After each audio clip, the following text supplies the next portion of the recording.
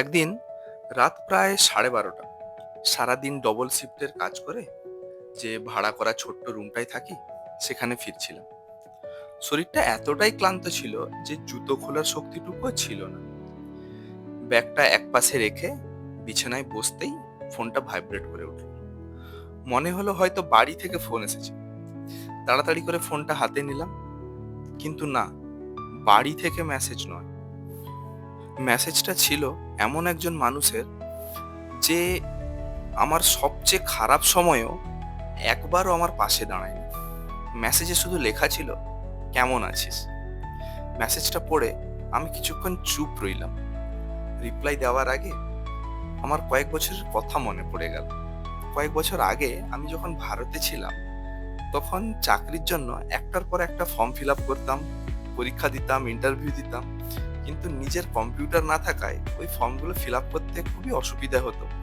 তাই প্রয়োজন পড়লে ওর কাছে ছুটে যেতাম, বলতাম, দাদা একটা ফর্ম আছে, একটু ফিল আপ করে দেবে, চাকরির জন্য আবেদন করতাম। উত্তরটা প্রায় একই রকম আসতো, এখন ব্যস্ত আছি, পরে করে নিস।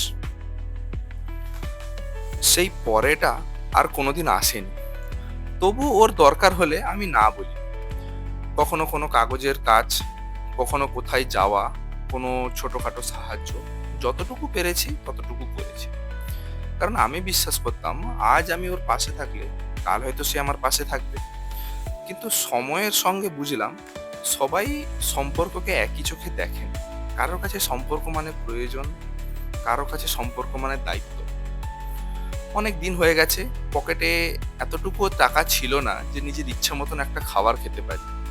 বাইরে থেকে হাসতাম, কিন্তু ভেতরে ভেতরে ভেঙে পড়তাম। সেদিন কেউ ফোন করে জিজ্ঞাসা করেনি, তুই খেয়েছিস, কেমন আছিস তুই? তারপর হঠাৎ আমার জীবন অন্য পথে গেল। নিজের দেশে ছাড়লাম কাজের জন্য, বিদেশে এলাম। এখানেও জীবনটা খুব সহজ ছিল না। ডবল শিফটে কাজ করতে হতো, ক্লান্ত শরীর, ছোট্ট একটা ভাড়া রুম, পরিবারের মানুষগুলোকে ফোনের পর্দায় দেখা, এভাবেই দিন কাটতে লাগলো। আজ এত বছর পরে সে হঠাৎ মেসেজ করেছে, কেমন আছিস? আমি মেসেজটা পড়ছিলাম, তার একটু পরেই আবার একটা মেসেজ এলো, শোন না, আমার বাড়ির একটা ছেলেকে একটু কাজে ঢুকিয়ে দিতে পারবি? কি করতে হবে বলতো? তুই তো ওখানে আছিস, একটু হেল্প করে দে। আমিও তো তোকে একসময় হেল্প করেছিলাম, আমি তো তোর পাশেই ছিলাম একসময়। আমি সবসময় তোর পাশে ছিলাম, এই লাইনটা পড়ার পর একটা অদ্ভুত হাসি চলে এলো। কারণ মনে পড়েছিল, আমি যখন সত্যি একজন কাউকে খুঁজছিলাম, যে আমার ওই সময়টা একটু পাশে থাকবে, তখন ওর কাছে সময় ছিল না। আর আজ যখন আমার অবস্থাটা বদলেছে, তার কথাগুলোও কিন্তু বদলে গেছে। আমি রাগ করিনি, কোনো তর্কও করিনি, শুধু একটা ছোট্ট রিপ্লাই দিয়েছিলাম, আমি ভালো আছি। হয়তো ও জানতো না, এই শব্দটার মধ্যে লিখতে আমাকে কয়েক বছর লেগে গেছে। কারণ এই শব্দের ভিতর লুকিয়ে ছিল অনেক অপমান, অনেকগুলো বছরের অপেক্ষা, অনেকগুলো নির্ঘুম রাত, আর নিজের সঙ্গে করা একটা প্রতিজ্ঞা। একদিন এমন একটা জায়গায় পৌঁছাবো, যেখানে আমার পরিচয় হবে আমার পরিশ্রম।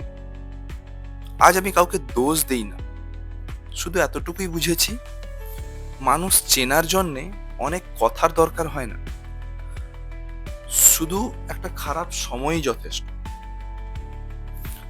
আমার এই গল্পটা কেমন লাগলো কমেন্টে জানাবেন। ভালো থাকবেন। ধন্যবাদ।